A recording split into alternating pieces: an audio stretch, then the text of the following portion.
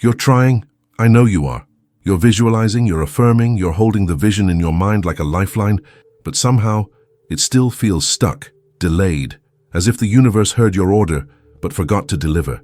You wonder if you're doing it wrong, if maybe you're just not high vibe enough, if maybe you've missed the sign or messed up the timing. But the truth is, it's not about your effort, it's about your energy. And more often than not, what's blocking it is the trying itself. There's a kind of control that wears the mask of dedication, a subtle grip that looks like commitment but vibrates like desperation. You know the feeling, you ask for the thing, you imagine it vividly, and then you hover, you check, you doubt, you hold it too tightly in your mind, trying to force it into existence with the sheer weight of your will. But creation doesn't bloom under pressure, it unfolds in coherence. See, when you grasp, you interrupt the field. When your nervous system is clenching in urgency, you send out a signal that says, "It's not here, it's not safe, I don't believe yet." And that signal is stronger than any vision board or mantra, because the universe doesn't respond to your words, it responds to your coherence, to your emotional signature, to the frequency you emit when no one is watching, especially then. Think of it like this. Imagine planting a seed, then digging it up every day to see if it's sprouted. That's what happens when you can't let go. The soil gets disturbed, the roots can't take, and the timeline, that beautiful unseen spiral of quantum unfolding, gets scrambled by the interference of your fear. It's not your fault. You were taught to chase, conditioned to perform, programmed to think that success is earned through effort and pressure. But manifestation is not a transaction. It's not a reward. It's a resonance. You don't manifest what you want, you manifest what you are. And what you are, moment to moment, is a sum of your thoughts, your breath, your body, your emotions, your vibration. So when your nervous system is bracing, when your shoulders are tense and your breath is shallow, when your mind is spinning out possibilities of how it might not work, that becomes the broadcast. That becomes the field. Not what you say you want, but what your body believes is happening. The trap is so subtle, you think you're focusing, but underneath the focus is fear. You think you're being clear, but beneath the clarity is a timeline obsession. And every ounce of your need to make sure is vibrating with the signal of lack, the very thing you're trying to escape. You don't need more affirmations. You need more stillness, more exhale, more trust in the soil you've already planted. Because the field doesn't need your control, it needs your coherence. So pause for a second, really pause, scan your body. Where are you holding? What are you trying to prove, to protect, to push? That's the point of interference. That's the place the signal scrambles. And the moment you let it go, not as a strategy, not as another tactic to get it, but as a release, a return, a remembering of how it actually works, that's when the field shifts.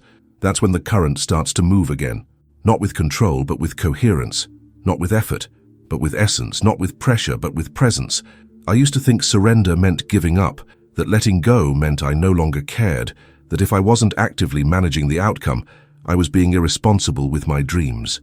But that was the conditioning talking, the old paradigm of pressure, of striving, of proving your worth through what you achieve. In the quantum field, the opposite is true.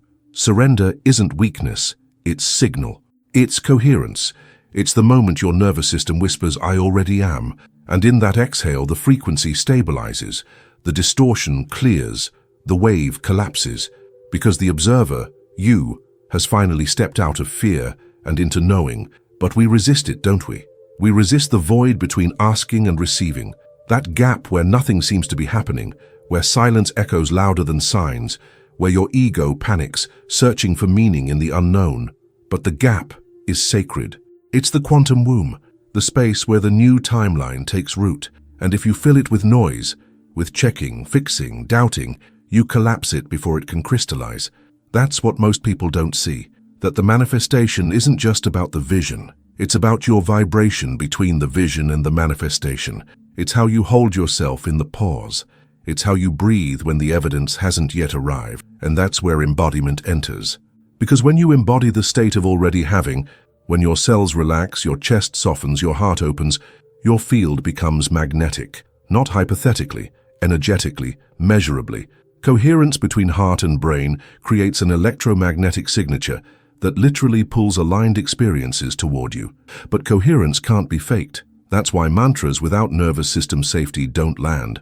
Why visualizing without belief feels hollow. Because the body has to agree. The subconscious must feel safe enough to receive, and most people are unconsciously sending mixed signals, saying one thing but vibrating another. Imagine this. You're waiting for a message from someone important. You've visualized them reaching out. You've let go, at least in theory, but every few minutes you check your phone. Your stomach knots each time it doesn't light up. Your mind spirals into why it hasn't come, what it means, what you might have done wrong. That's not alignment. That's fragmentation. That's the energy of fear wearing the mask of focus. Now contrast that with a different version. You still want the message, but instead of grasping, you breathe. You anchor into the feeling of being already chosen, already loved, already whole. You move through your day with soft attention, not tension. You're not watching the clock. You're inhabiting the now. That version of you, she's magnetic, because she isn't trying to get the timeline. She is the timeline. That's the shift, from chasing to channeling, from force to field, from managing to magnetizing. And I know it feels like a paradox. How do you want something deeply without grasping? How do you hold the vision without clinging to the outcome? The answer isn't in your mind, it's in your body, in your breath, in the space between thoughts, in the quiet confidence that you've already moved the energy and now it's moving you, even when you can't see it. Because the field responds to who you are, not who you're trying to be. So ask yourself, what would you feel if you truly believed it was already done? If you knew without doubt that the timeline had already chosen you, that it's not far, just waiting for you to match? Would you relax? Would you smile for no reason? Would you stop asking when? That's the portal. That's the bridge. And the moment you embody that frequency, not to manipulate the outcome, but because it feels true, the field reconfigures around your essence. Not because you forced it, but because you finally remembered who you are. There's something sacred about the moment you stop chasing, not because you gave up, but because you woke up, because something inside you finally realized it's not about running faster toward the thing. It's about slowing down enough to let it find you. This is where reality bends, where timelines collapse, where the field starts to organize around the signal you've always carried, but never fully trusted. Because control, even subtle, sends out static. It scrambles the coherence. Imagine a radio trying to tune into a frequency, but the hand holding the dial keeps shaking. That's what urgency does. That's what checking, worrying, and forcing create in the quantum. Noise, interference, fragmentation.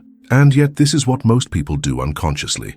They declare their desires with conviction, but then pollute the field with constant interference, like planting the seed, but watering it with doubt. They ask for the miracle, but brace for the disappointment. And that bracing, that tightening of the chest, that tension in the jaw, that invisible armor, tells the field, I don't feel safe yet. And the field mirrors back that unsafety, again and again. So what changes that? Safety. Not externally, internally. Nervous system safety isn't just self-care, it's quantum alignment. Because when your body feels safe, your signal becomes clear.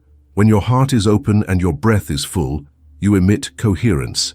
And coherence is the invitation, the resonance, the magnet. So let's make it real. Imagine this. You're launching a project. Maybe it's a business, a dream offer, something close to your heart. You've prepared, you've planned, and now it's out there. But instead of trusting the unfolding, you obsessively refresh your inbox. You second-guess your pricing. You wonder if people really see your value. You scroll, compare, tighten. That's not manifestation. That's control dressed up in strategy. Now, imagine the shift. Same launch. But this time you root into your body. You feel the truth of your offering. You remember who you are. You walk barefoot outside. You eat slow. You laugh with someone you love. And when your mind tries to spiral, you breathe. You anchor. You remind yourself it's already done and my only job now is to remain in coherence with that reality. That version of you? She's not hoping. She's inhabiting, not wishing, but witnessing it already here. Because that's how timelines collapse. Not by calculating every move, but by embodying the frequency of already. It's so subtle, yet so powerful. When your nervous system stabilizes, you stop emitting need. You stop begging the field for permission to receive. And instead, you start radiating readiness. That changes everything. This is why so many spiritual tools only work temporarily, because they're layered on top of unregulated energy. Affirmations don't land when your body is vibrating with fear. Vision boards don't magnetize when your heart is closed. You can't override the signal with surface-level practices. You have to go to the root. You have to return to the body, because the body is the broadcaster. It's the antenna, and when it's safe, soft, and settled, your field becomes coherent. That's the sweet spot, the gateway. The moment manifestation isn't something you're doing, it's something you're allowing. Not by pushing, by pausing, not by gripping, by grounding, not with performance, but with presence. And in that presence, reality rearranges, not because you begged, but because you became the match. It's in the softening that the magic happens. In the moment you unclench, not just your jaw or your fists, but your identity, the one that thinks she has to earn, prove, achieve. That identity is not the real you. It's the mask built from old survival patterns, from past disappointments, from the fear that maybe you're not enough. And as long as you're trying to manifest from that place, the field reflects it. Not your desire, your distortion. You don't attract what you want. You attract what your nervous system believes is safe to have. And if safety has always meant control, then surrender will feel threatening, which is why the work isn't to try harder. It's to become softer, slower, safer in your own body. It's a different kind of power, not loud, not performative. It's the power of a mountain, steady, unmoved, magnetic by presence alone. It doesn't chase the clouds. It doesn't panic in the storm. It simply is. And in its being, it shapes the sky. That's the kind of energy the field responds to, not urgency, not obsession, but truth, wholeness, a frequency that says, I remember, I trust, I am, and you can feel it, can't you? That moment when something inside you settles, when you stop rehearsing the worst-case scenario, when you let go of the timeline and sink into timelessness. That's when the body opens. That's when the heart speaks louder than the mind. That's when you start to receive. Because reception isn't passive, it's embodied. It's what happens when your whole system aligns with your soul's knowing, when the frequency you carry becomes louder than the noise of the world, when your presence begins to magnetize the pieces you used to chase. But this doesn't come from spiritual bypass. You can't just slap a smile over your fear. You have to meet it, move with it, understand its language. Every doubt, every contraction, every moment of checking. It's not your enemy. It's your invitation. It's the part of you that still doesn't feel safe to believe, safe to expand, safe to be seen. So instead of suppressing it, bring it closer. Breathe into it. Hold it with compassion. Ask, what am I afraid would happen if this did work out? Who would I become if it actually arrived?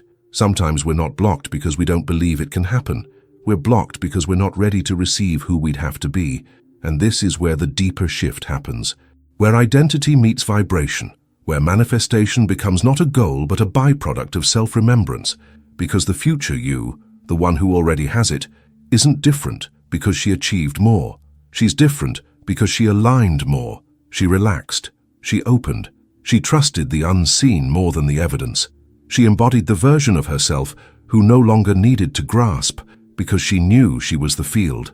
And the moment you do the same, the moment you choose to feel it first, to breathe like it's already here, to walk like the path is already unfolding beneath you, reality bends, not out of obligation, but out of resonance.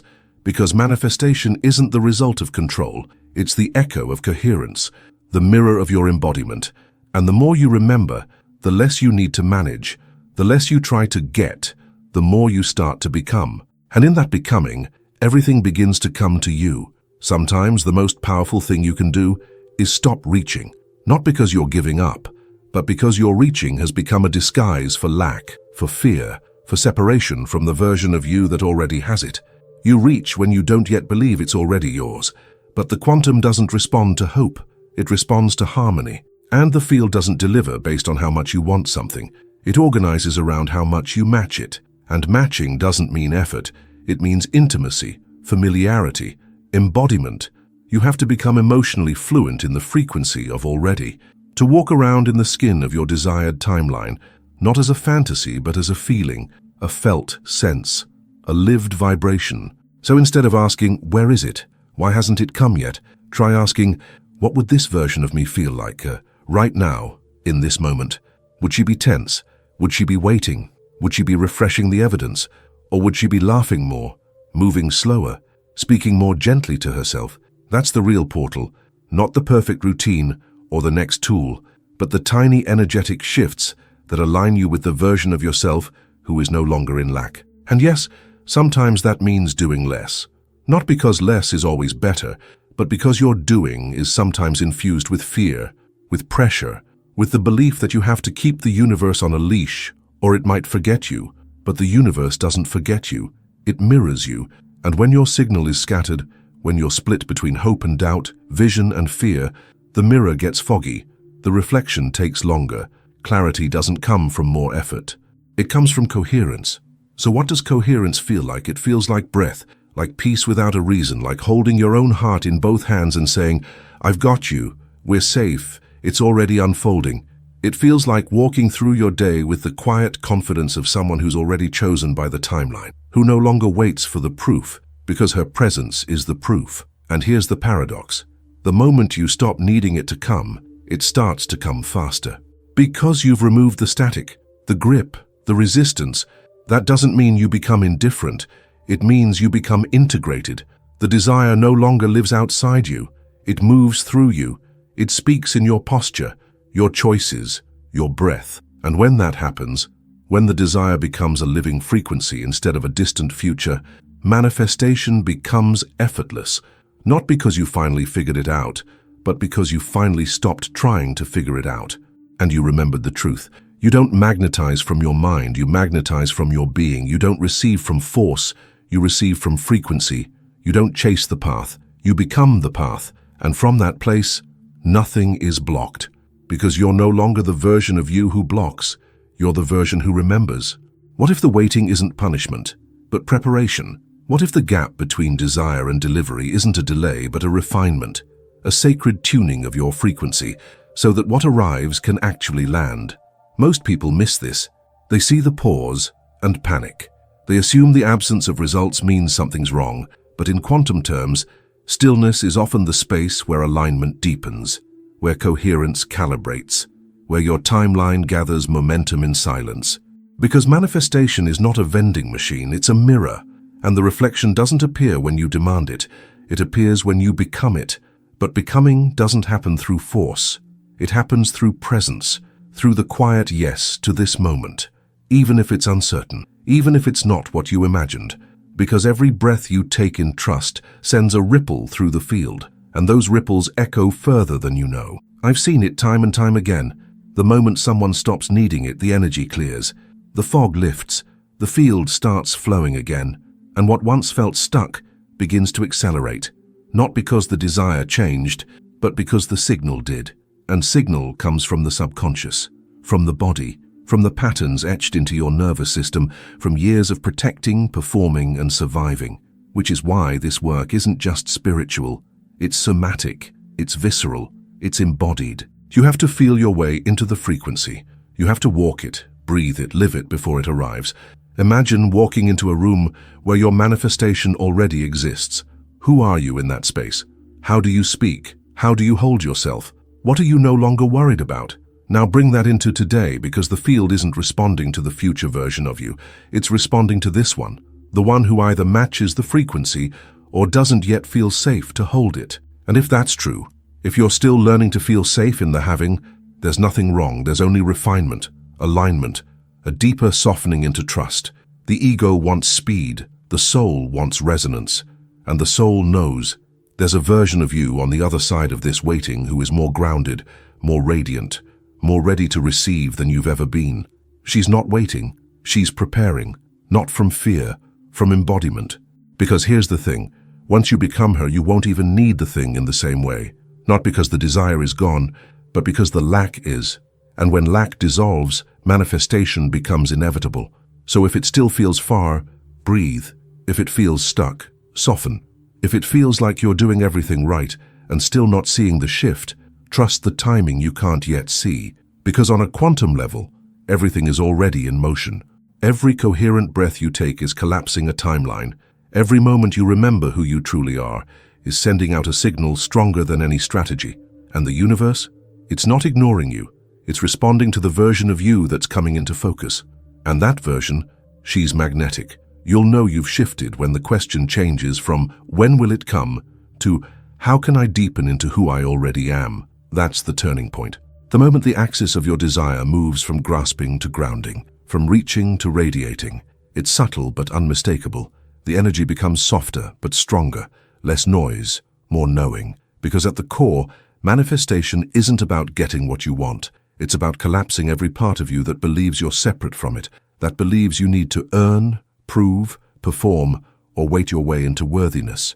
And when that illusion dissolves, reality becomes fluid, timelines bend, and what you once chased begins to chase you. It's not magic, it's mechanics, quantum mechanics.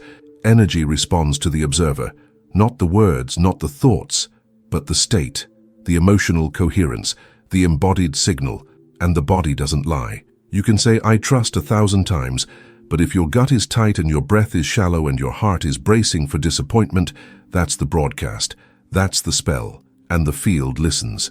So what breaks the spell? Stillness. Embodiment. Reconnection with your own rhythm. Because the moment you start regulating your nervous system more than you try to manipulate outcomes, your frequency stabilizes. You stop leaking energy, you stop spinning stories, you stop projecting fear into the future, and start inhabiting the now. And the now is where all quantum possibility lives. The now is not just a moment, it's a portal, a field of infinite versions of you, each vibrating at a different level of belief, alignment, and safety. And the more you anchor into the version that feels complete, safe, and sovereign, the more the field rearranges to match her. You don't have to chase signs. You become the sign. You don't need to force timelines. You become the collapse point. And sometimes, all it takes is a single breath, fully felt, deeply trusted, to shift the trajectory of your entire field. But here's the thing. It's not always dramatic. Sometimes the shift feels like nothing, like silence, like still water. But don't mistake the quiet for absence. That calm is coherence. That peace is power. That stillness is signal. Because in a world trained to worship urgency, your regulated nervous system becomes a quantum magnet. It whispers, "I already have. I already am. I no longer need to prove or push or plead." And in that whisper, the universe hears a roar. A signal so clean, so steady, so undeniable, that reality has no choice but to respond. So if you're still gripping, if you're still spiraling, if you're still performing the frequency of lack while calling it focus, take a breath, return to your body, not as a tool to get the thing, but as a temple that already knows it's done. Because when you live from the truth that the manifestation is not coming, it's already chosen you. Your energy shifts from scarcity to sovereignty. And in that sovereignty, everything accelerates, not because you made it happen, but because you finally remembered you were never separate from it. There comes a moment, if you're willing, where the whole game changes. Not because your outer world suddenly rearranges itself, but because you do. Because something inside you stops trying to be magnetic, and simply is. Stops trying to become the version who gets the thing, and begins to live as if she already is. Not as performance, as presence. This is where manifestation becomes natural, organic, inevitably responsive to your embodiment. Because the field no longer hears a fragmented signal. It hears truth, wholeness, a frequency with no resistance, no doubt, no delay. That's when things start showing up without explanation. The phone call, the opportunity, the moment that seems too precise to be coincidence. You weren't chasing it. You weren't begging for signs. You were just being open, receptive, aligned. Because coherence is louder than control, you become like the flower that blooms without force. The wave that crashes not from pressure, but from rhythm. The flame that draws everything closer, not because it tries, but because it glows. And here's what most people forget. You don't have to know how it happens. You just have to know that it will. You don't need all the steps. You need the state. Because the quantum doesn't move in straight lines. It moves in spirals. It responds to the unseen, the unspoken, the way your cells light up when you feel safe enough to believe. That's why it was never about being positive all the time, or perfectly high vibe. It was about being honest, real, regulated, willing to sit with the parts of you that were scared and breathe them back into trust, willing to stop performing alignment and start living it. This is the invitation, to stop looking outside, to stop micromanaging the mystery, to remember that the timeline you desire is already orbiting you, waiting for resonance, waiting for you to soften just enough to let it land. So ask yourself now, with gentle honesty, What am I still trying to control? What am I afraid will happen if I truly let go? What version of me am I still withholding because I don't yet feel safe to be her?